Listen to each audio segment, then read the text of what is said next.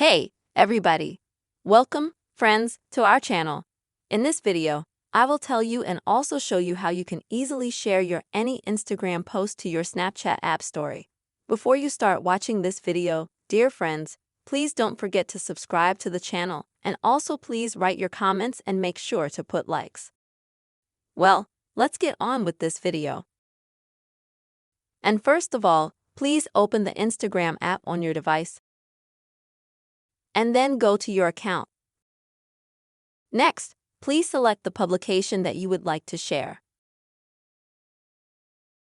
Next, please tap on the airplane sign underneath the post so you can share it.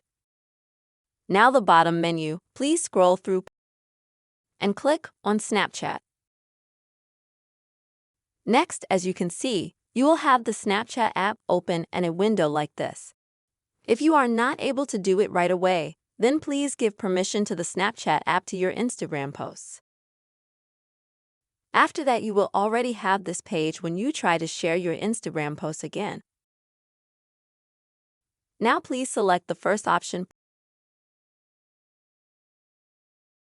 and your photo. Your post will be added to your Snapchat story like this.